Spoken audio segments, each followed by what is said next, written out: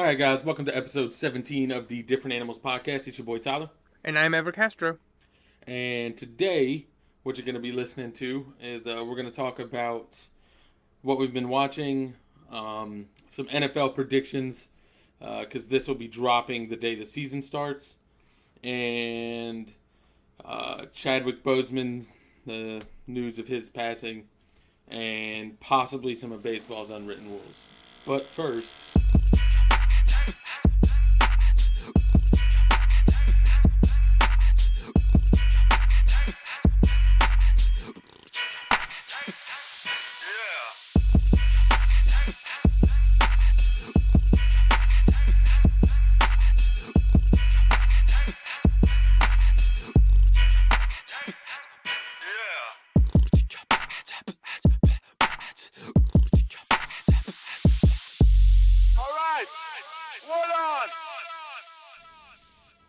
all right, so I guess the first thing we'll go over is the news we got basically yesterday at the time of this recording, um, which is that Chadwick Boseman, Black Panther, along with Jackie Robinson, James Brown, Thurgood Marshall, he passed away from colon cancer at the age of, I want to say, 43. Yeah, 43, yeah. So I guess what are some of your it's weird to just be like, what are your thoughts on it? But like, yeah, like what went through your head when you heard the news? Yeah. So, I was, what was I doing Friday night? I think I was on a call with some friends, and then I got off and I checked Twitter, and then somebody had quote tweeted something that was like, man, 2020 can't get worse. And I saw the tweet, and it was from AP News, and I was like, wait, hold on. It's like one of those things, like kind of like when Kobe died earlier this year, when it's like you just read it and it doesn't click, because Right. you sort of expect to see, passive colon cancer if somebody's like 80 or 60 or, Right. or even just having known about it, right? Right. Um, what was it? Stuart Scott. I don't. Right. His wasn't colon cancer, but I forget what type he had. But he had been battling for years, just like Chadwick. But we And knew about Alec it, right? Trebek, you know what I mean? Like Yes, like a yes. lot of these guys that are so public, you just kind of like you end up knowing about it. Right. Because either they come out and say it, or somebody leaks it, right? Right. Because, I mean, especially with Chadwick, dude. He was in 3 of the biggest movies of all time. I mean, 2 of them, in smaller roles, but Black Panther is not just one of the biggest movies ever in terms of money, but just cultural impact. And the Right. fact that nobody was like, hey, we heard he's sick, or not a peep, nothing, right? That was like the first. So I think I was playing Overwatch and you were about to get on, and I think like you sent it to me, and I was like, holy shit! Like audibly, I was so taken aback. Yeah. And like you said, my thing was like, I immediately was like, that dude had to have had like the tightest circle. You know what I Yes. mean? Yep. Like Yep. like for that to not come out at all, it was either one of two things or probably both, which is that he either has the tightest circle of people that are close to him that he shares stuff with, Mm-hmm. or two, he's just so well respected that like the people that did know kind of didn't say anything. And so like I I read Kugler put out like a real like kind of like lengthy statement about everything, and I didn't read all of it. I actually didn't read it yet. I just like saw excerpts and like quotes that people were taking from it and Mm-hmm. posting, and like the way the quotes made it sound, I kind of wondered if maybe he already knew. Yes. And that would be like, and it would make sense because he directed Black Panther, correct? Ryan Coogler, yes, yeah. Yeah. Mm-hmm. So like it would make sense that he would almost have to know. You know Yeah. what I mean? Like people pointed out. I saw one tweet. A woman was like, "I was like 5 months pregnant and was an extra, and it was the most miserable I've ever felt. Like I can't imagine having treatments. You know what I mean? Like Right. going through treatments the whole time you're feeling because it's not like these are quick productions. You know what I mean? No, I mean, somebody said something that was like, if you have ever been on a movie set, you know how difficult it is to get even 1 minute of usable footage, right? And he was making not just, it's one thing to like have to go through treatment, not knowing it, but then making like a smaller movie, right? Right. like a drama or even something small. But these, $200 million budgets. Also, not even just something small. We're talking like giant action set pieces. Right. You know what I mean? Like we're not even just talking about like a big production. Like I'm trying to think of a good example of just something that's like got like a lot of money behind it, but it's not really like an action movie. You know what I mean? Just like The Irishman. right. It's not even something like that. You know what I mean? Like we're talking literally just like explosions, bodies flying, Fucking action. yeah. And then when they filmed, Infinity War out there in Georgia in the fields when they were making the field from Wakanda, and I mean, fuck, dude, yeah. Yeah, and I saw someone say that like someone brought up the point like the main complaint, and even I had it from Black Panther, was just that like the CGI fight at the end was so anticlimactic to me, just because it kind of just straight up looked bad. You know what I mean? Like it just didn't look good. And like someone posted like Coogler's known for being good with like physical action. Yeah. And people wondered why it was CG, and this might be the answer. You know what I mean? Like it might have just literally been like it's like the director understands, Boseman understands, and it was just like this is what we're doing because it's not really going to work out any other way, but we're just going to keep it under wraps. Right, and it's like the necessary thing to do. Right. Yeah, and then now, I mean, like everybody's been looking back at all of his at his tweets or just his appearances and stuff in terms of like how he was, and I think you and I had discussed, I think even maybe on this podcast or maybe just in person before about how, he looked skinny, but then we'd always been like, or at least I had always thought, well, it's for a role, right? Or like kind of like 50 Cent, he lost a lot of weight for I think it was All Falls Down or something like that. It was something like that. Yeah. Yeah, it's a movie where he played I think it was a cancer patient as well. And so I always assumed that it was I always, when, we saw recently pictures of him and he was very, very skinny, very gaunt. And I was like, oh, like, he's gonna film the movie, and then once he's done, he's gonna bulk up for Black Panther 2, and he's gonna do kind of like the Christian Bale thing. Right.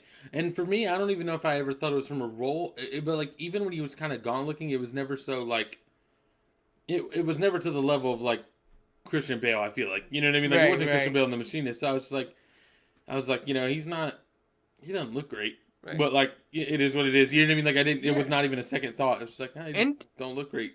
And it's also hard to keep on to just like look like that, right? To look like ripped. You have to eat fucking like 20 chicken breasts a day and and work out like 6 hours a day to look like The Rock does, or like even how he does in Black Panther, or how Michael B. Jordan does. Yeah, absolutely. Any of them. Like that's like I remember listening to an episode of a podcast called Armchair Expert, and like he has it's Dax Shepard, who's generally in pretty good shape, Rob McElhenney, Kumail Nanjiani, and I want to say maybe one other person that I can't think of, but maybe it was just them.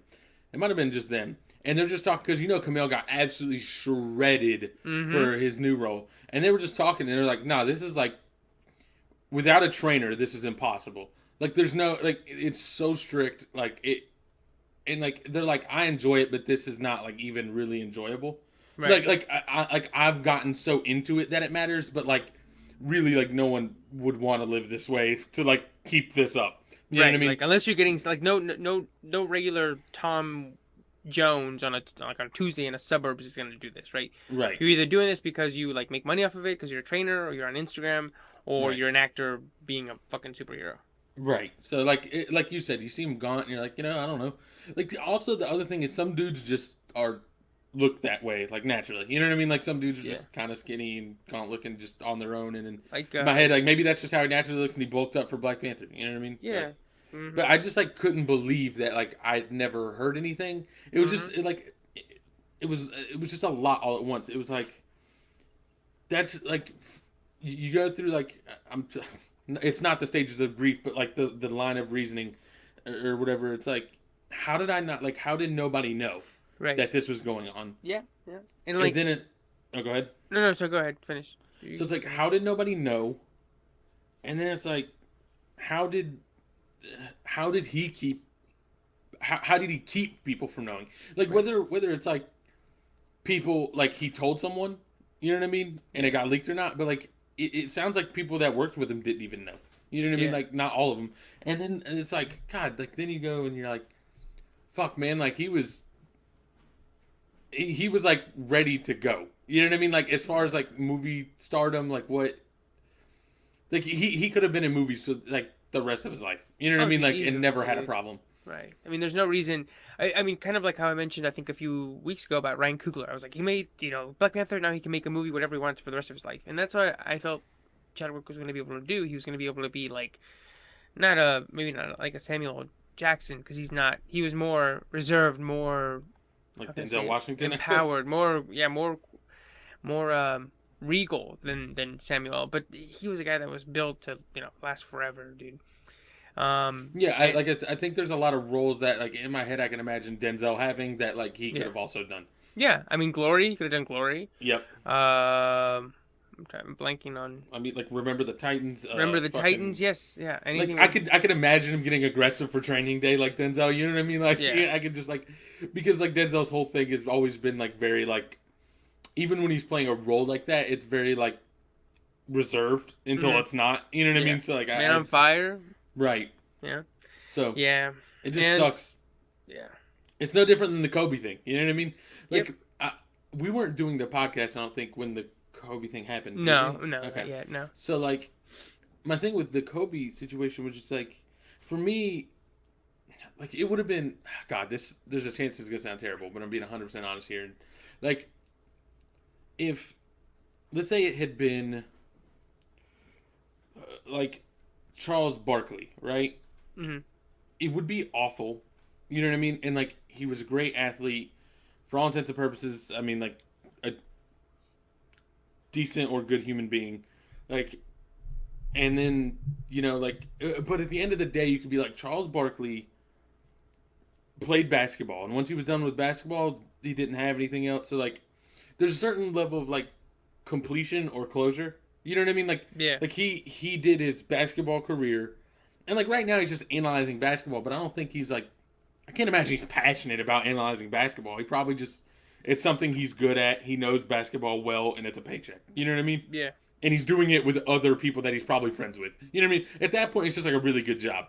But like the thing that sucked with Kobe was like Kobe was a great basketball player, retired, like and was like getting into like business ventures, like going to like small business conferences, conventions. You know what I mean? Like it was like he wasn't just like coasting on what he already had set up. He was doing like completely different things and like not being. You know what I mean? Like he wasn't finished in his head, and you could Right. tell because like I remember reading something that like he literally was at like this small business convention that like no big names were at or anything, and he just like went there because he was like trying to figure out what he could do for I think the drink he had or whatever. You know what I mean? And it's Yeah. just like there was no closure on that. You know what I mean? Like when he passed, it was just like there was more to be going on. You know what I mean? Like he didn't reach his end goal because he had other stuff he was doing, and it feels that way like Chadwick Boseman. You know what I mean? Like he was in like three of the biggest movies of all time. His other movies individually on his own that were good, and it was like there was so much more room and time. And then it just like whenever shit like that happens, you're just like, man, this shit ain't like this shit ain't working. You know what I mean? Right. Like fucking like the way life goes sucks. You know what I mean? Yeah, yeah. And then and then another thing is like, he didn't I know he probably had a chance to enjoy, like The the success. success of it, but it probably isn't the same, right? Like it's not like like Robert Downey Jr. makes Iron Man and he gets to celebrate and like you just be with his family and like have fun, right? But I'm sure for him it's like he gets to celebrate and be a part of Black Panther and help people and give back, but then it's always there. Right? And Right. it's like one of those things like, damn, man, like he didn't get a chance to like really enjoy it, right? He didn't get a Right. chance to The same enjoy way Robert Downey Jr. has enjoyed Iron Man. Yes, like right. Like Like imagine he'll look back and be like, every iteration of Iron Man that's ever been, like, will ever be after me is me. You know what I mean? Like Yeah. every Iron Man after now is just me.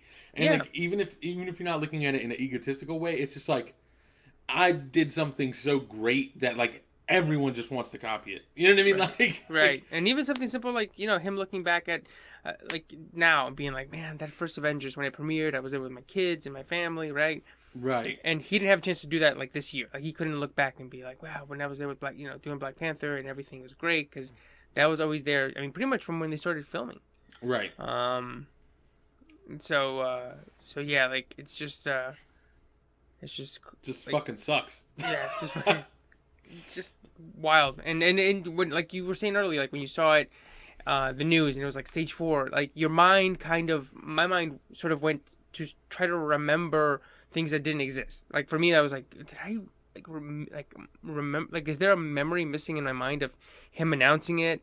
Him saying we're gonna fight, right? Like your mind just kind of tries to fill in the gaps. Like in the Kobe thing, it was a helicopter crash. Like there's no way to have known. You know what I mean? Like it happened and it was done. Like this dude lived with stage 3 colon cancer since like 2016, and nobody knew. That's insane. Yeah, I mean it's one thing. Like John from down the street, but to be like I said, one of the biggest movie stars. And like I would say it's Black Panther wasn't the biggest movie box office wise in the last 5 years, but I would think it's the biggest like culturally. It might be tied with like Endgame, but in terms of the cultural impact of it, I would say probably since like The Force Awakens, the first new Star Wars movie, in terms of the biggest ones in the last 5 years. And on top of that, I don't. This is me on the outside kind of looking in, but like I also feel like the Black Panther felt like a big shift in like minorities getting their like due time on screen in big movies. You know what I mean? Yeah, I mean, like the first you would one always that was, get like huge. You would always get like the I'm trying to think of like a movie off the top of my head that I can't like.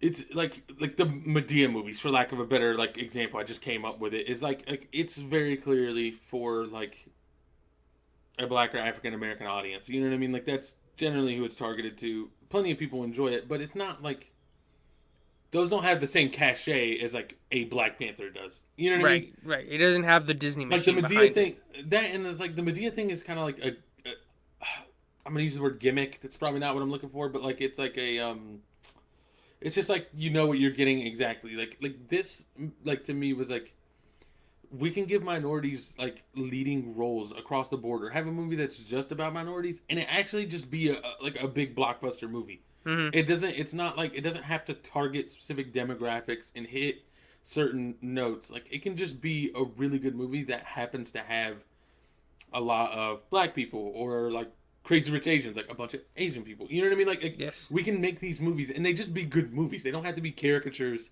of the society that people are in. You know what I mean, or anything like that. And so like that level of even just like cultural impact. You know what I mean? Which is even like outside of the movie itself. Like nothing about the movie makes that work. It's just that like, or nothing that happens inside the movie. You know what I mean? Like plot wise, story wise, nothing about that impacts that. But I do like that is a part of its impact. You know what I mean? No, yeah, totally, yeah, and I totally agree, and and it sucks because it would have been, it just because like Chris Hemsworth is gonna get Thor. What is this? Thor 4 coming out soon. That's gonna be his 7th time being Thor, right? Yes, right. 3 Avengers. No, it's 8th. 4 Avengers, 3 Thors, 8th time being Thor, right? Yeah. And like it's like Chadwick had there's Civil War. He's in that. Said like 9th time being Thor, right? I don't think he's in Civil War. No. Oh, okay. Because he's in space with Thor. Oh yeah, that's right. Hulk. Hulk. Yeah. No, you're right. My bad. And it just sucks because Chadwick isn't gonna get to do like 3 more Black Panthers and be in like 2 more Avengers, right? Because he was supposed to be, now that Captain America and Iron Man gone, it was supposed to be. I was about to say it's gonna like him. It was gonna be him and like Spider-Man. Him, Spider-Man, and Captain Marvel were gonna be like the next like stalwarts, right? Like the core. You know right. Like the ones that they bring back for the main Avengers movies. I think Thor was gonna kind of get, I'm gonna say relegated to like comic relief. Yeah. You know what I mean? Like not to say like he's only there for jokes. Like his character's still good, and he was gonna be a important character, just like he was in Endgame and Infinity War. But like, I think like you know what I mean. Like if we're talking about the core, like when you think of the Avengers, you think of Captain America and Iron Man. I think you were gonna think of like Black Panther, Spider-Man, and maybe Captain Marvel. Yeah, and now he's not gonna have a chance to make 3 or 4 Captain Marvels, not Captain Marvel, sorry, Black Panther movies, right? 1, 3, 2, 3, 4, and then Like the fucking big one, 20 the team ups, collabo, team ups yeah. or whatever. But yeah, I mean, and like this is the last time I think there was something who died like this suddenly that I was like, holy shit, in terms of like cultural, not cultural, entertainment side would be like probably Heath Ledger, right? Right. 12 years ago. I would say that was the last time when I saw the news. I was like, holy shit. And The like, only other one I could think of young off the as top well. of my head. Oh yeah, yeah. Well, like I don't know how old he was. Like He was like 30. well, sorry, I meant like the guy I'm about to say, like Philip Seymour Hoffman, right? Oh yeah, That was him a big too. deal. Yes, And yes. Robin Williams, I think, were like the other big ones. Yeah. But like those were even more different because like those were like I don't know, I can't remember well enough, but I want to say those were like kind of like some depression and mental health issues and some substance abuse issues that ultimately got the best of him. You know what I Yeah. mean? Yeah. And like you can be shitty and be like, oh, just make better choices or whatever. But like this one's like extra shitty because it's just cancer. You know what I mean? Like it's just like Yeah. so like unavoidable feeling. You know what I mean? Yeah.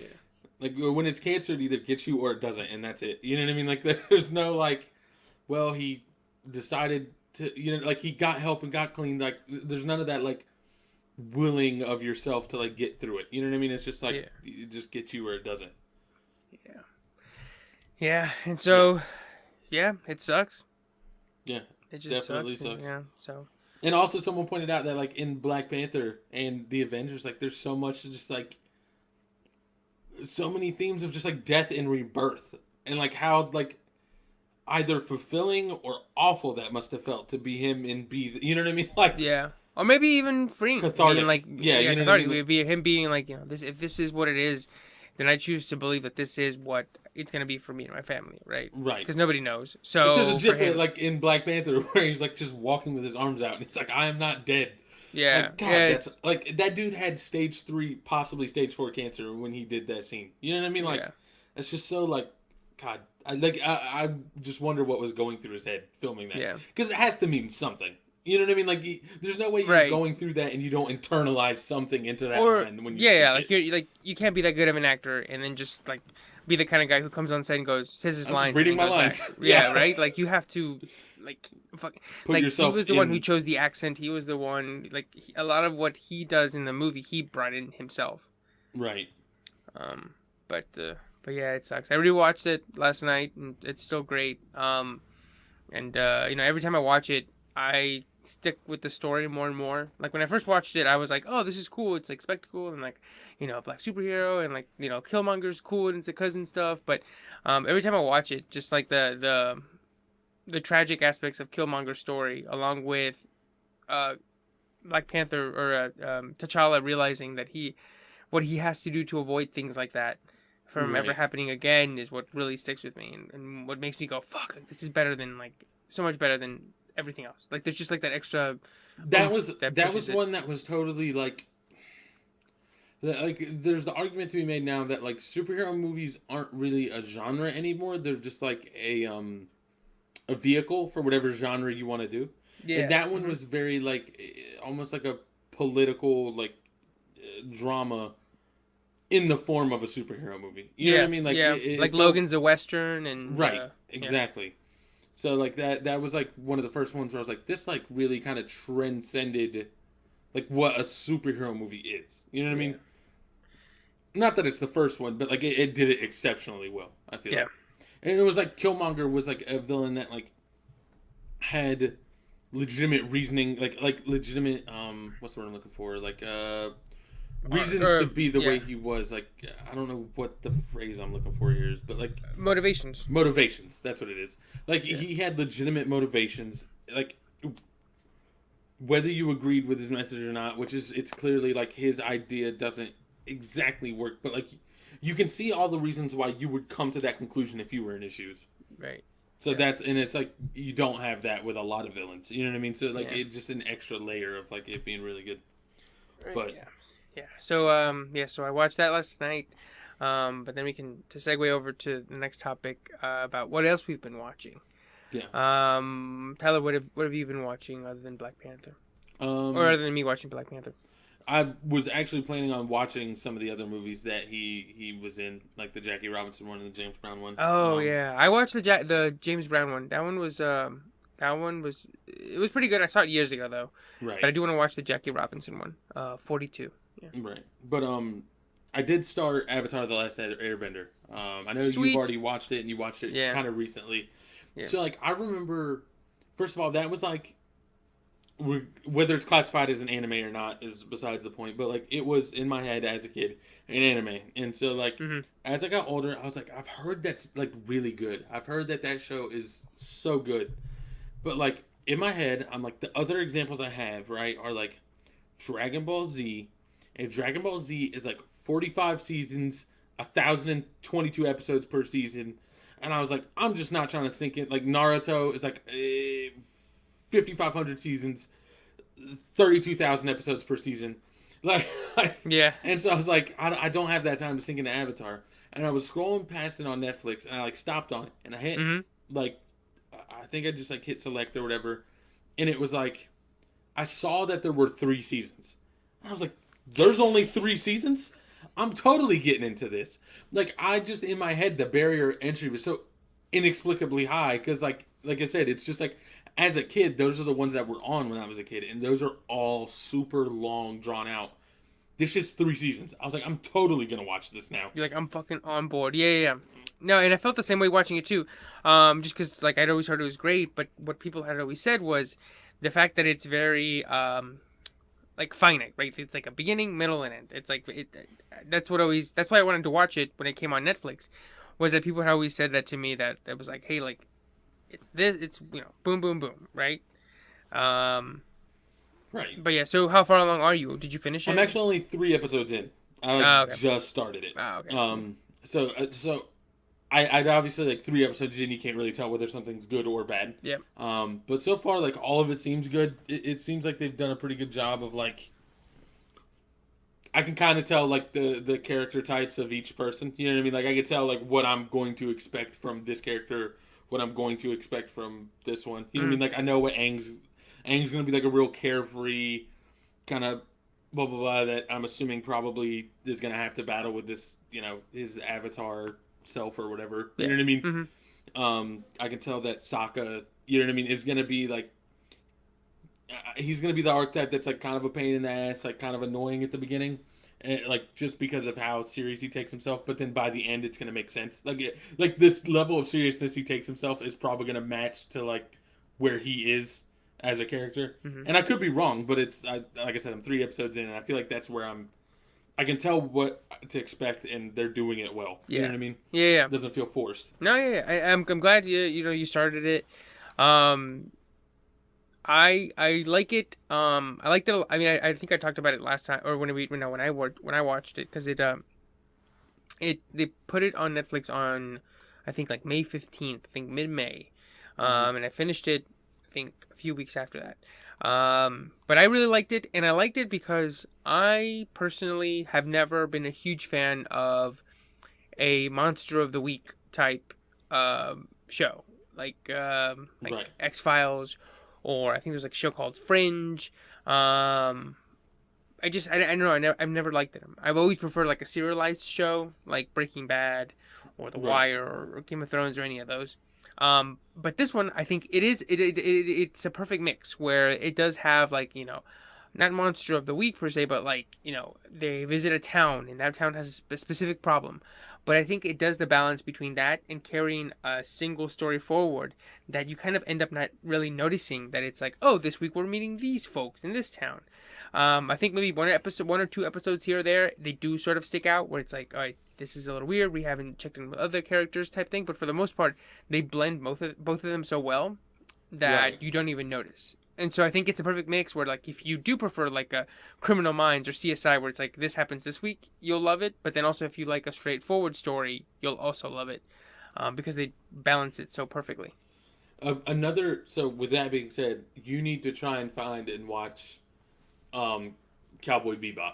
That Oh is like yeah, it's an yeah, anime, and it works like a lot the same way. Like there's kind of an overarching. It's it's like a monster of the week, but it is telling you enough about characters and their motivations along the way that, like, even though they're never really moving towards the end objective per se, like, you start, you know what the end objective is because some things happen, and then like you get a bunch of little stories in between that don't really have anything to do with it. It's just like I'm trying to get from point A to point B, and these are all the stops I have to make in the middle, Yeah.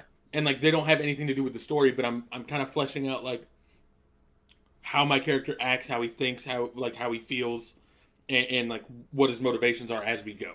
And it does that the whole way. And that one's a little more abstract than I feel like this one's gonna be, but Uh-huh. it's still really good. Yeah, I definitely want to watch that one, especially because I think you mentioned it a couple weeks ago when we were discussing. Right. I forget which show it was, but yeah, it's on We my were list. talking about I think animes that were getting turned into Movies, right? Or yeah, like live adapted. action movies because Yeah, I think they're planning on doing that with Cowboy Bebop. yeah.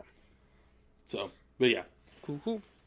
Yeah. what have you been watching? Yeah, so like I said, Black Panther last night, still great. But I also finished up I May Destroy You, which I think I mentioned a couple weeks ago. Yeah. It's the HBO show by Michaela Cole, written and co-directed by her, and also starring her. And I finished that show up, and it was fantastic. I think if you're watching or if you want to watch it, I think you should give it at least 3 episodes before you sort of decide whether you want to keep going or stop. I think Mm-hmm. the story it's not a show you can watch one a night, but then I also think it's not a show you can binge. So I think I did 2 a day. You could do 2 or 3 a day, or take maybe watch 2 or 3 and then take a couple of days off and then come back to it, because I think it doesn't.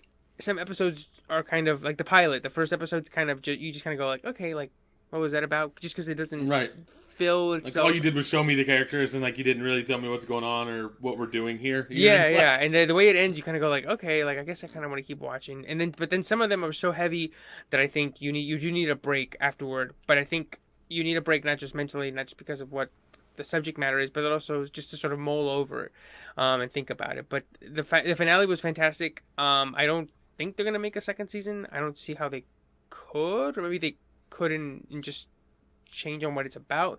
Just some parts of what it's about. But I think it leaves all the characters on a really good spot in terms of like, there's no like, you don't watch it and go, what the fuck? We didn't see Tiny Tim in episode 5, and and we never saw him again. What the hell was that about? right. So I definitely recommend it. Like it was fantastic. But yeah, so that's I think I May Destroy You on HBO Max, and then after I finished that, I started Harley Quinn, which is Hmm. also on HBO Max, and it's the animated show that I think used to be on DC Universe. I think it's called DC Universe or DC Comics Universe. It was like the standalone streaming service for DC Comics Okay. adaptations.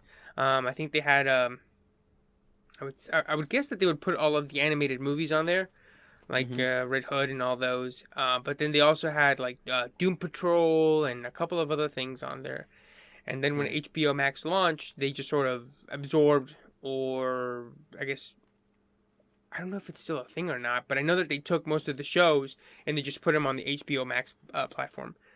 Right. Yeah, and so this one is a lot like I'm like you. I've only watched like I think 4 or 5 episodes, but it's good. It's pretty funny. And it's R, like it is hard R in terms of what the violence is in the language, Yeah. and it's harder than the movie, which backs up my point that I've had about the movie, which is that it didn't have to be R because the R that's in there isn't very hard.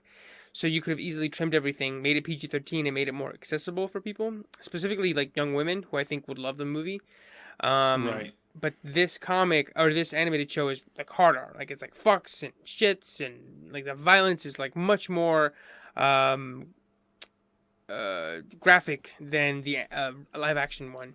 Um, Yeah. Like if you're gonna, the thing is, if you're gonna go like R, you need to go full, like fucking Logan. yeah, You know what I Logan mean? or Like, Deadpool, right? Motherfuckers yeah, getting claws through the face. yeah. But and I'm not just saying that to make it gratuitous. I'm just saying like I think it should have been hard because it's like It adds the what's the word I'm looking for here? Like the gravity of it. You know what Yeah. I mean? Like, Wait, and not just the gravity, but then also like so when I went to see Birds of Prey, I was like, I wish more people would see it because I really enjoyed it because the action is great. But then, it's rated R, so people who, like, for example, me, when I was 15 or 16, or even, high school girls who want to see Harley Quinn, who are, 14 or 15, they can't go see it, like, on a Friday night, or, back when theaters were a thing, they couldn't see it on a Friday night because it's rated R. But I think what it talks about, what it says, and what it's about, they could have watched it. Like nothing in that movie is super like, oh my gosh, I gotta look away, or even the language isn't like, oh my gosh, I can't believe they're saying filthy things like that. It's all pretty yeah, much just like the lightest R you can have, or like a pretty simple R that they could have easily chopped up, made it PG-13 and more accessible to people. right, But the show's good. It borrows a lot of the animation style, both in terms of like the characters in the world from the animated show. Remember that one from the 90s? Do you remember the Batman animated series? yep, So like Two-Face, I think it's like pretty much the same Two-Face. Poison Ivy, I think, is pretty similar to the one that's in that one. Batman, same thing. So it looks like that. The one thing I think it hurts it a little bit that I'm excited, or I'm curious to see if it fixes in season 2, is the animation looks a little cheap sometimes. It looks a little blocky. Like the movements aren't as smooth as the animated series. It doesn't look like it looks shiny because it's on HD, but it doesn't look expensive like something like Rick and Morty does, or something like even something on Cartoon Network where the design is have these insane designs and it looks like rich and it moves and it flows. It looks a little boxy, a little stiff sometimes. But that's like pretty common, like with first like seasons of stuff. Right, like even if you look at like the first season of like Family Guy. You know what I mean? Like it feels so terrible compared to like the actual animation. You know what I mean? Whether or not it's actually a better show, but like the animation of it, as simple as the animation for something like Family Guy is, like it still looks better, smoother, quicker now than it did when it started. Right. Same with like any other anime, really. Yeah. I think it's because there's like, I think there's so much like minutia in animating something in like a 2D way and like a comic looking kind of way. There's so much like there's so many little small things that can kind of give off appearances of stuff, and that like you kind of tackle those as you go, and then you can go back and reuse little bits of it. You know what I mean? Yeah. Yeah. Definitely. And another one example would be like Rick and Morty. Even I just mentioned it in terms of looking expensive, but like the first season looks like just kind of okay. But if you look at the detail and the scale that, or just like the fucking detail that they have in like the latest season. It is so much more complex that you go, holy shit! Like you can tell that the money is on the screen, right? Right. But this isn't the case here, and I am very excited to see what they do with what they do with season 2 to see if maybe it's a little bit more polished. But yeah. So far I'm enjoying it. 22-minute episodes, 13 in season 1, 13 in season 2. So I should finish it within like a week or two. Yeah, that's the other thing. I think Avatar also has like 22-minute episodes. Right? Mm-hmm. They're pretty short. Yeah. It's like I finished the episode. I was like, "What? Yeah, it didn't take up like my whole afternoon." Yeah, dude. And it's so interesting that it's interesting to me that shows still choose to do exactly 22 minutes. Like Harley Quinn is exactly 22 minutes. Like the episodes are usually 22 minutes. But I think, well, why are they doing that? Because literally the only reason half-hour shows have always been 22 minutes or hour-long episodes have always been 44 or 45 is because of commercials. Ad breaks, yeah. Yeah, so I'm like, why are you doing that? Nobody is telling you to do that. I mean, I appreciate it because I feel like always when a show is forced into the 22-minute rule, it improves it. Like it makes you fucking... It's more concise. Yeah, just like any sort of like essay. Like there's a certain like there's like a sweet spot. Right. Which is that like if it's too short, like if it legitimately should be 44 minutes of a show, if you try to cram it into 22, like you're gonna miss and not explain or not show motivation. You know what I mean? You're gonna like miss something what you need. But like if it's supposed to be a 22-minute show and you're stretching it out to 45, you're just getting a lot of like just drab garbage kind of in the middle that like doesn't really help. Right. And so, like, if it's something that can legitimately be put in 22 minutes, it's always its best at that 22 minutes. Right. Yeah, I mean, that's the problem that ran into the Arrested Development reboot. I mean, I know that was, like, the first show Netflix ever did, and I think it was, like, back in 2014 or 2013, like one of those. Yeah. And so the first 3 seasons of Arrested Development were on Fox, and each one of them was 22 minutes. 22-minute Yeah. episodes, 3 seasons. But then when they went to Netflix, the episodes were like 28 minutes, 27 minutes, and you could feel the fat, right? Like you could Right. feel things weren't as smooth as they could be.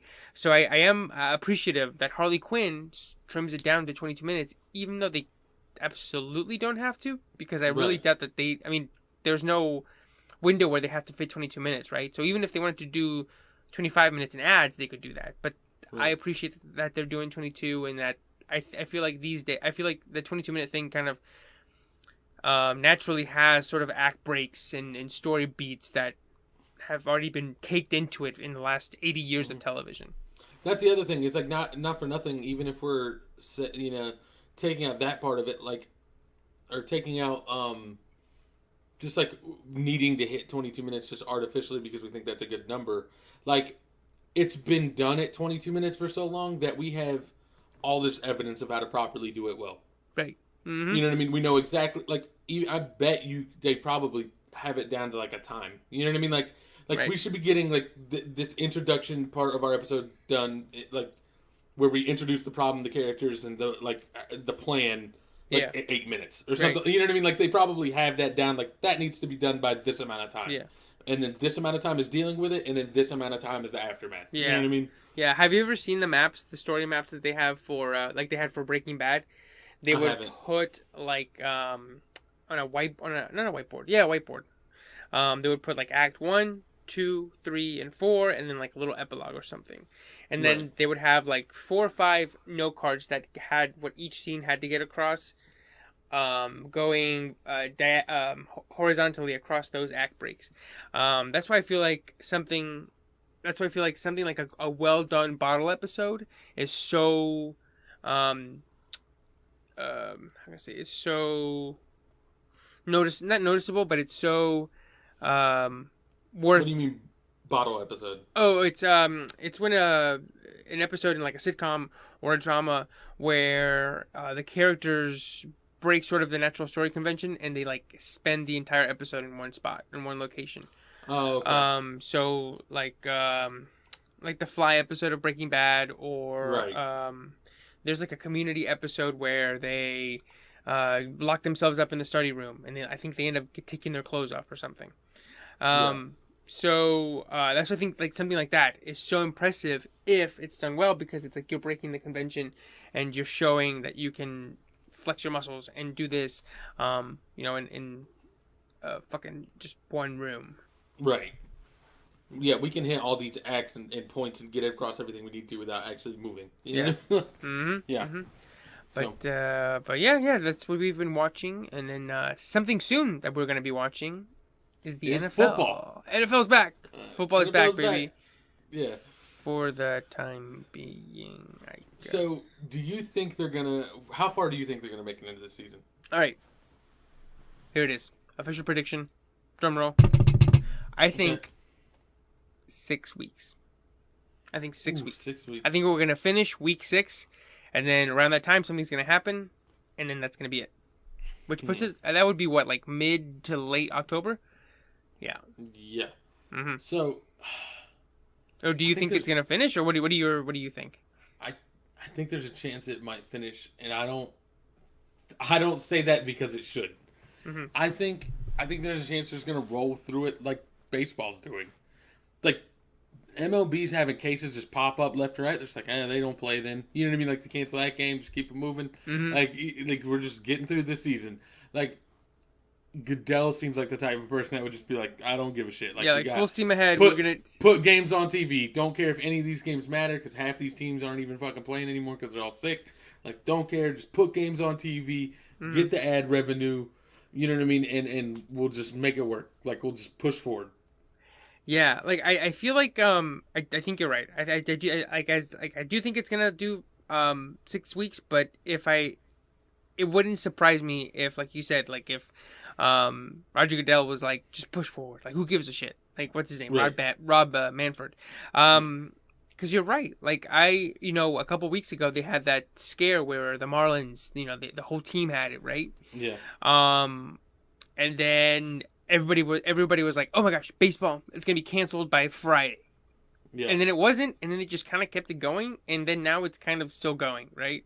Right. But I did think I do think that I heard that little outbreak by the Marlins was caused by people being a little bit reckless. Right. And then I think other teams, I think like the Cubs have Anthony Rizzo, who I think is immunocompromised, or somebody on the Cubs is immunocompromised, or they've had problems with their being sick, where they've been a little bit more careful and they haven't had as many people get it. So I think if that is drilled into every NFL team's head, like, hey, like if you mess up, if you go out and do this, or if you go out and do that, that's gonna get everybody in trouble. You are jeopardizing the entire team, right? Right. So I think, and I also think it's easier to be like, all right, guys, just like 16 weeks, just you can do it, or like say like, all right, just be careful, just be okay by like Sunday, or like don't be dumb. You know what I'm saying? Like it's much easier than to say we're gonna play 3 games tomorrow, 2 games after. Like baseball. Yeah. Yeah. On its own, outside of all this, baseball has the most insane schedule of any sport. Yeah, 162 is insane. Yeah, that's so many fucking games, bro. Yeah, and I think just like standing out in the fucking heat. In the fucking heat, like double header shits. And I think that number is never gonna go down because baseball is so controlled, so focused on the numbers that anything that is gonna mess up the way that numbers have been held or records have been kept is not going to be something that they're going to consider, right? Like if like people like they're going to be like, well, what about batting average? What if it goes down at the end? We batting this is they hold up the book like this is what matters, the record book. But I think NFL maybe isn't as much, especially given that like they've had years with strikes where they've missed a couple games and the records from those years stand, right? So Exactly. So I think there's a chance it's gonna just go all the way through, and like I don't know what that's gonna mean. You know what I mean? Like I don't know what that's gonna look like, but I can like we said, I can just imagine just being like everyone being like, "Fuck it, just keep going. Just put games on TV. Like just keep going." Right. Yeah. I think as long as no one dies, I think I think it, which is awful, but I think it would take someone literally dying from that for it to be like, all right, now we got to shut it down. And even honestly, dude, like it might not even be until somebody who's like maybe recognizable. Yeah. Like if it's like like a third string corner, they might practice squad or like a practice squad guy. They might postpone games like a week, like push everything back a week, and then get back to it. But then you never know. It might be like one of those things like college basketball. When everything was shutting down, where nobody really got sick, but then it was just kind of like, well, we can't be the only league that does this. Like, keep it going, right? Like a growing snowball going down a hill where, like, like, who was it? Like, somebody in the Big Ten got sick, and then they're like, well, cancel the Big Ten, and then Pac-12 followed, right? Because they didn't want to be the only people. So I think it'll be like that. But it's hard to say. Like, I think, maybe it's a little bit of cynicism to say they're going to keep it going, but then also they might not, but then, it's hard to know how people will be swayed and how the rest of people will feel about it as it happens. Right, exactly. So, with all that being said, we had our fantasy football draft today. Yes. Yeah.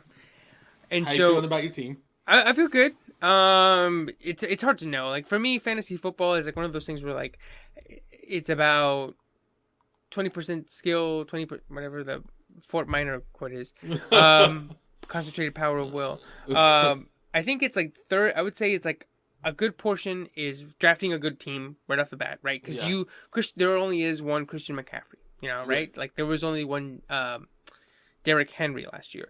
But then I also think it's luck, like picking up like the guy that goes off in the first week, like Arian Foster a couple years ago. That's like the one I always think about. Like the guy went off for 200 and something yards against the Colts in week 1, and then everybody picked him up and rode him the rest of the time. And then of course it's luck. Like I think it's like you just like sometimes you get you are the guy who scores 115. Everybody else scores less than 100, except for one guy who happens to be the guy that you're playing. Yeah. But I feel good about my team. But I'll know more after like week 1. Right. So, looking at my team, I don't feel super great. Which is funny because I will do nothing but talk shit about how I'm definitely gonna win. Don't feel great about the team though. Mhm. And like, what's funny is that like I feel like every year we've done this. Like, I go to look at our first like week one matchup, and like you just look, not even really against your matchup, but you just see what everyone's projected to get for their team. Mhm.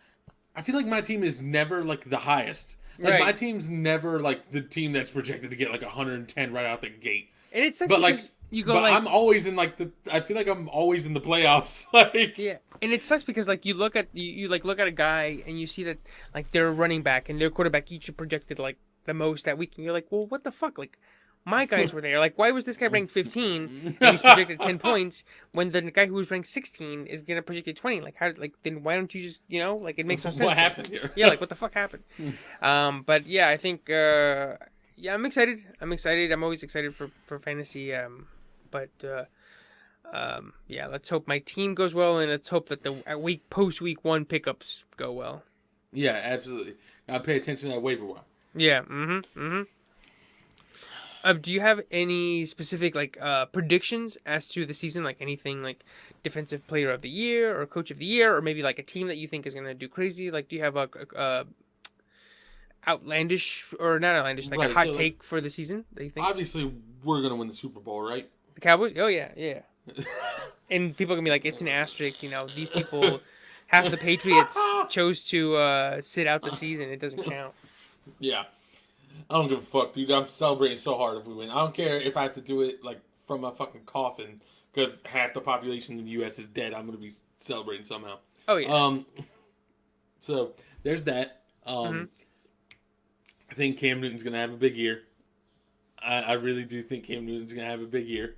I really hope so. Yeah. And not just because I picked him up in fantasy, because I forgot you do did. yeah, I like Cam a lot, and I do think I feel like he was given the short end of the straw in Carolina, and he was kind of screwed over. But I'm excited to see what he does, and how he fits, and how he's used by Josh McDaniels and Belichick. Absolutely. I think Tampa Bay might come up a little short of expectations. I think so too. I think that's one team that like everybody's sort of praising them, but for me it's like the one team that if you told me at the end of the year, oh, they win 6-10, I would be like, yeah, that makes sense. The quarterback is washed. But then if you told me, oh, they win 14-2, I would be like, well, yeah, Tom Brady's the quarterback. What do you expect, right? Like either way. You gave Tom Brady two good receivers, of course. Exactly. It's like, and then Gronk's there, and then the running backs are solid, and then Bruce Arians is a great coach. It's like either one you could be like, you could tell me, and I'd be like, yeah, that makes sense. Whereas something like the Washington football team, you could be like, oh, their season was 1-15. I'd be like, yeah, of course. But if you said they went 12-4, I would have been like, wait, what? The what? Fuck? What the fuck? What are you talking about? Cut that shit the fuck off. What the fuck? What are you talking about? Like, did Dwayne Haskins become Cam Newton 2.0 like from 2015? Like, what the fuck? But yeah, I think the Bucks. I feel like I agree with you in terms of the Bucks, in terms of what it feels. I think like they're just putting a little too much faith into a guy who is probably the greatest quarterback of all time, but is way past his prime and played poorly with the best coach in the league last year. You know what I mean? Yeah, yeah. And I know he was MVP, I think, 3 years ago. So before Mahomes' crazy year, I think he was MVP. But it's like fuck, like, it happens quick. Yeah, I mean, we saw what happened to Peyton Manning, right? Right. Like, dude puts up 56 touchdowns, and then 2 years later, he's throwing ducks out there and can barely put up, 2,000 yards. Right. So I'm interested to see that, and see how that goes. Any other big predictions on your end? Yeah. So I think I was gonna say call it my dark horse because I think we talked about it before we recorded, but I'm gonna go ahead and say it's not just my dark horse prediction; it's like my straight up prediction, which is that I feel like Dak Prescott has a very good chance to be MVP this year. Oh my gosh! Hot heat check, dude. Damn, son. I do think he has what it takes to be MVP. I think. So first of all, him getting better. If he makes a similar improvement in terms of year to year, like he did last year, then he's going to be a lot better this year. Because last year he was pretty good. I think he's like we've talked about him before. Like he had little things here and there where you just go like, I don't know, dude. But I think if he wipes those out and improves as much as he did year to year last season, I think he'll be much better. The weapons are there. They got another year with Amari Cooper, another year with Michael Gallup. Hopefully our tight end gets a little better, and then they picked up CeeDee Lamb, who I'm pretty sure he was considered the best wide receiver in the draft, right? And he fell to the Cowboys at like 15 or 16. I don't know that he was considered the best, but he's definitely at least like top 3. I feel like there might have been another one, but I'm not. Maybe Jerry sure. Jeudy. Maybe. I'd have to look at the draft again just to see the names. Yeah. But he was definitely up there. I was definitely surprised that we were able to get him. Right. And so the weapons are there. Offensive line is always great, although our center, Travis Frederick, he retired. Yeah, that hurt. That sucked. But hopefully, I mean, the line is still the line. You know, as long as Tyron Smith is there, I feel good. And him and Zach Martin. As long as both of them are there, and then La'el Collins is there, I feel good about it. Real quick, every time I think about our offensive line and Tyron Smith's names come up, the only thing I can think of is that, like, when you imagine an offensive lineman, right? Yeah. You imagine Zach Martin. You imagine this big, just heavy dude that's just out here pushing weight around like it's nothing. Yes. You know what I mean? He's like a fucking bowling ball with legs. Right. But with legs that move like at 4.3 speed. Right. Like you imagine like Jason Giambi, but taller and bigger. Like built like a barrel. You know what I mean? Yes. Like literally the size of a barrel. Tyron Smith looks like a Greek god, dude. Like he's not fat at all. He's just Aaron Donald. Yeah, but I feel like even Aaron Donald's a little more thick. Like Tyron Smith, I feel like it's just like chiseled and has like these long ass fucking arms. He's just like out here just shoving people around. I mean, you always see him wearing a knee brace on his elbow. Right. Like you're like, what the fuck, dude? Your elbow is the size of my leg. Damn, son, where's your fire? Damn, son. And I feel I agree completely. I feel like he's a lot like LeBron James. Like I've always told people, LeBron James, like he's like 6'8", right? But he's not like he's not like old school 7-footers where. Right. The thing is like people will say like he's the same height and weight as like Karl Malone. I was like whole different kind of weight. Like you know what I mean? Like the way they move. Karl Malone was built like a center. You know what I mean? Like, right. And LeBron James is like a dude, like a normal sized dude that just got made extra large, right? The way he moves, the way he like looks in like it's like that. It's like that's Tyron Smith. It's like a normal dude who was like 6'2", who just got like put in a machine that made him just bigger. Like bigger and stronger. Amplified everything. They gave him the super soldier serum, you know? Right. Like he wasn't. Yeah, exactly. Like he wasn't. He's not like who's just like a big tall dude that was put on the line just because he was big as fuck. I don't know. Fucking the guy that's not on our team anymore that we just drafted like 3 years ago. Like Taco. Taco Charlton, yeah, or like Ron Leary, right? Like just like big dudes that just like move like they're 6'7" or like 6'8". Right. But so the offensive line is there. The defense, I think, should be better. Hopefully, maybe. That's all I can ever say about our defense. Is like, right. I'm never like, we're gonna shut motherfuckers down. I'm always like, I think it'll be okay. I think maybe we can hold them to 30. Yeah. I mean, a couple of years ago, I said, if they can hold the defense can hold people to 25 points. We would have been like fucking like 12-4. Right. And so, but then also the final thing I think is Mike McCarthy, who was the former coach of the Packers, and he led Aaron Rodgers to 2 MVPs. Mm-hmm. Now, I'm not saying that he's Aaron Rodgers level, but I think the parts are there to sort of brew a perfect storm of potential MVP-ness. Yeah, I think if all things broke the right way. Mm-hmm. I don't think it's very likely that all things broke the right way, but I think if all things did, like, it's all there. Like, I feel like we're looking at a bunch of coin flips, and, like, if we have like 6 coin flips, I feel like you're needing like 5 to be MVP. Yes. Which is not impossible, but like to me it's still very unlikely, but I do see what you're saying. Like all of these things could like kind of just go in the right direction and he could definitely be competing for it. Yeah. But it's hard to say. For me it's hard to be like Dak Prescott MVP when there's Patrick Mahomes, Lamar Jackson, Russell Wilson, who's never, I don't think he's ever gotten an MVP vote in his entire career, which is fucking insane to me. Right. He's the dude, but it makes sense to me. I don't feel like he's ever been the best quarterback in the league in any one year. I just feel like he's consistently in the top three across like a lot of years. You know Yes. what I mean? Yeah, I agree in terms of like I can never look back and be like, man, Russell Wilson, 2017, right? Like you can say like Cam Newton 2015 or Matt Ryan 2016 or Tom Brady 2007 or fucking Peyton Manning 2013, right?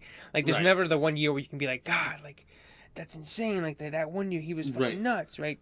Tony Romo 2014. Right. Um, Russell was just like, nah, he like always kind of makes it work right. regardless. If anything, it should be like Russell Wilson 2010s. Oh man, Russell Wilson 2010s. Um, and Russell Wilson's whole career. his whole fucking career, just fucking, even when he was just a rookie. He, yeah, because like Lamar Jackson won MVP last year, and I know he was great, and he rushed a lot, but he also won it with I think 36 passing touchdowns, Right. which is a lot. Like, if you're like, you can't be like, Russell Wilson was definitely better. You know what I mean? Like, Yes, it's just yeah, not right? there. But like, Russell Wilson was top three, and he was top three 2 years ago before Lamar Jackson was even a thing. You know what I mean? Yeah, yeah. And he was top three before that. You know what I mean? So Yeah. It's like, I don't know. It makes sense he's never got an MVP vote, but when you look at the body of the work, you're like, that's shitty. Yeah. At least like not one dude, like not even like. I think it just sucks because I think he would need like a 14-2 season. I think they would have to like be like like a great team all around. Not because every time I feel like the last few years it's been like, oh, the Seahawks, if they snuck in, it's like, well, That's the thing is the Seahawks are the ultimate like 10-6 team that no team wants to deal with in the fucking playoffs. yeah, They're not. They don't have enough pieces ever to like go 14-2. I feel like. yeah, You know what I mean? Like their offense. Like I can't name the receivers that like Russell Wilson has other than the ones that I've had in fantasy football. Metcalf, like DK Ty Metcalf. Lockett. Yeah, well, yeah, but also this is what his second year or third. Yeah. Like you know, what I'm saying is like Tyler Lockett. Like, Mhm. Well, they used to have Golden Doug Tate. Baldwin and Golden Tate. Yeah, but I think even both of them, are those gone. aren't like elite dudes. You know what I No, mean? Like no.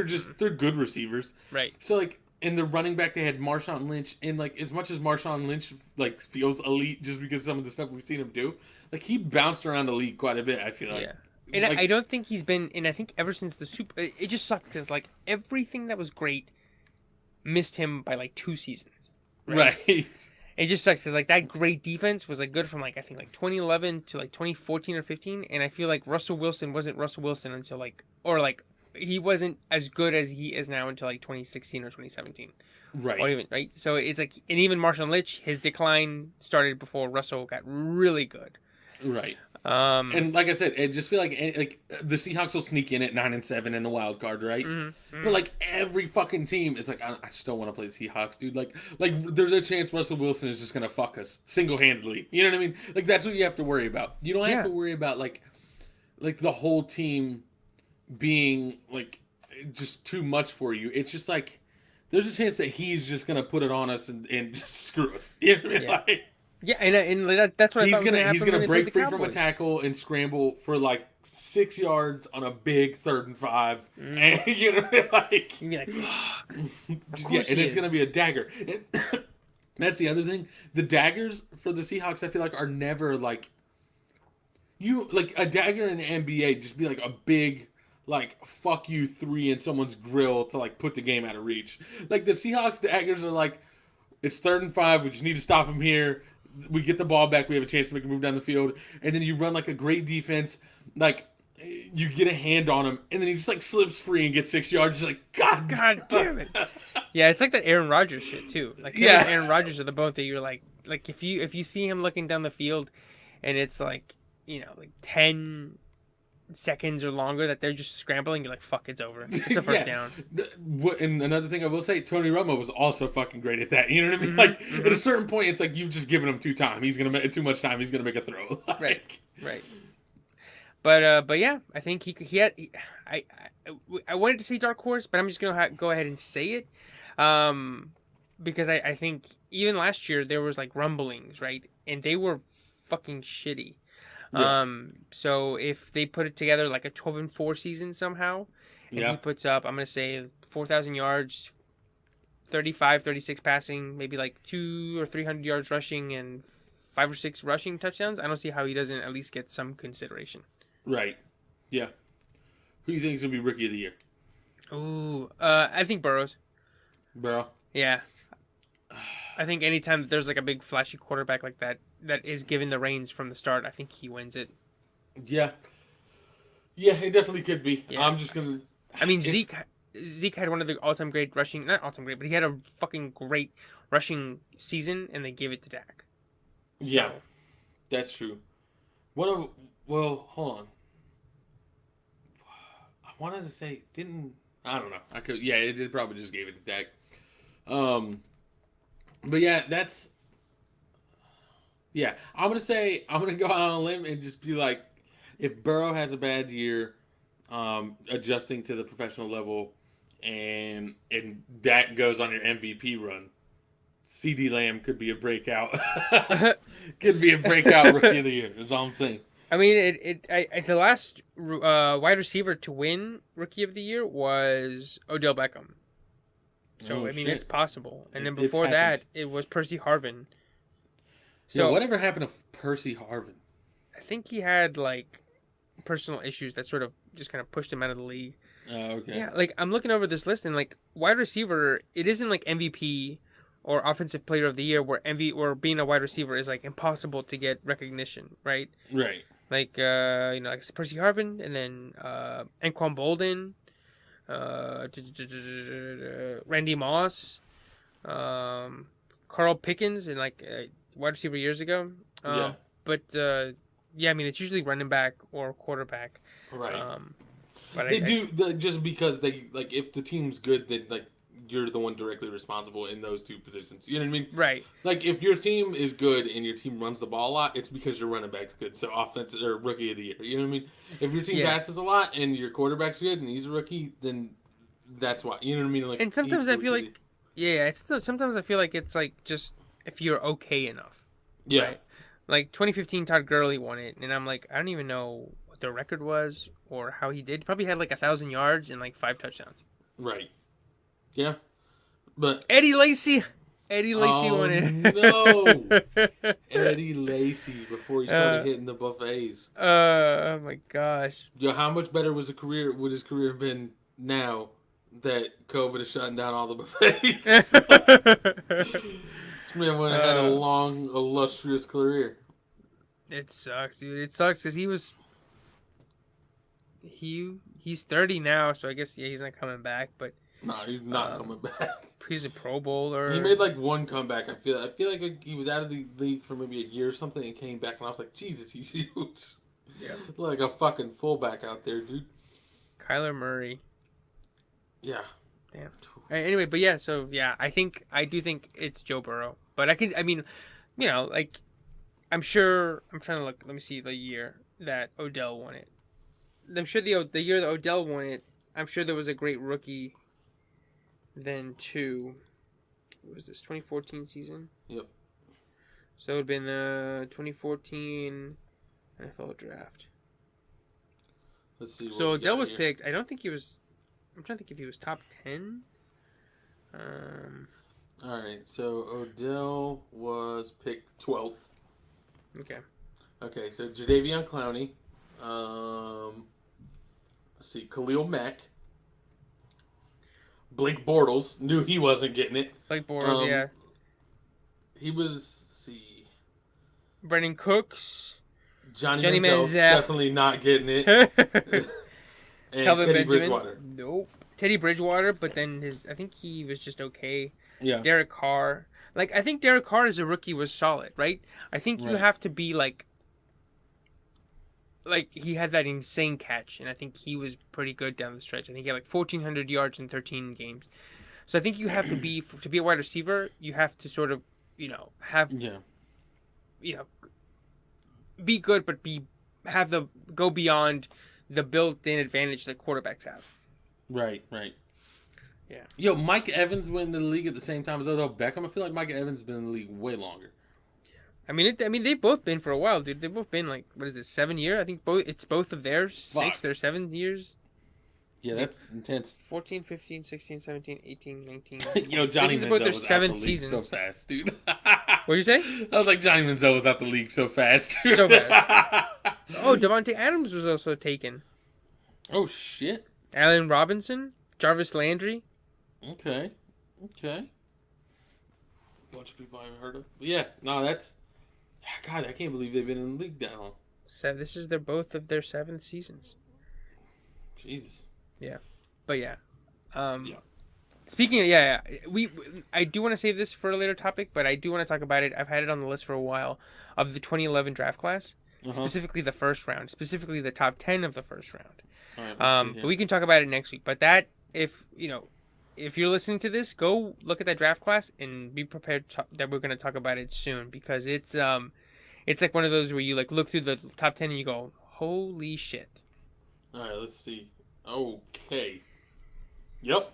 All right. Yeah, we're going to talk about that. Yep. Especially some that I feel like okay. a couple years ago you went like Hall of Fame, but then now you're like, and then some who you're like easy Hall of Fame already. Yeah. But yeah, those are our NFL predictions. I don't know enough to be like, oh yeah, let's go down the divisions and be like Patriots 10-6, Bills 11-5, right? Because I feel like every time I see those, I'm always like, you're just pulling this like just fucking straight out your ass. Right. So, but those are my predictions. But Cowboys 13-3. 13-3. What up? 14-2. Can't wait. Can't not wait. All right, is that are we good? Yeah. We're a little bit past an hour. Yeah. All right, so we'll call it. We're gonna hit the baseball topic next week. I was gonna try and hit it this week, but I feel like we'll just get a little too far into it.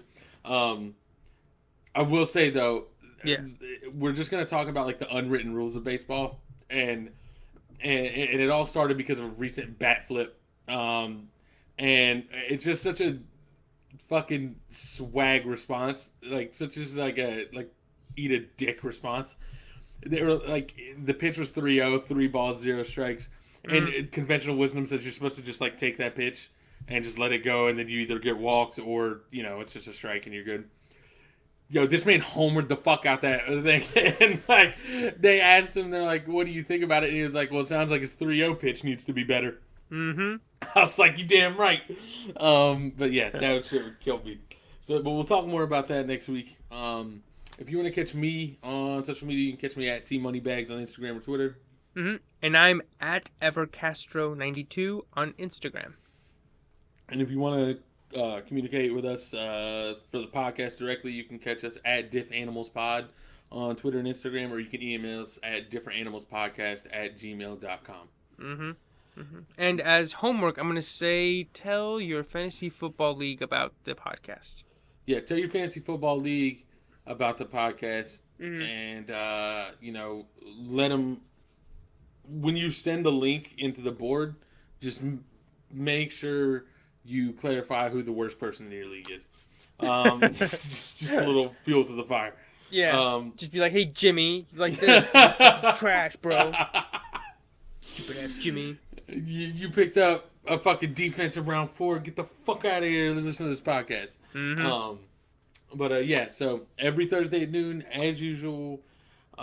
Stay safe, stay entertained, and we'll catch y'all next week. See you guys. Peace. See you. Oh. Yep. Just because we brought it up multiple times. But the line for this week has to be, feel like Marshawn with Tom Brady throwing to him.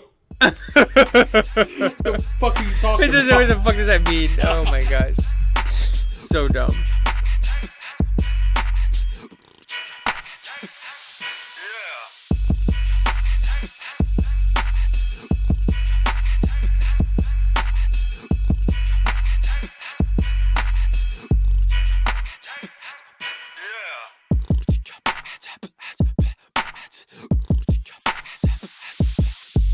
All right, word on.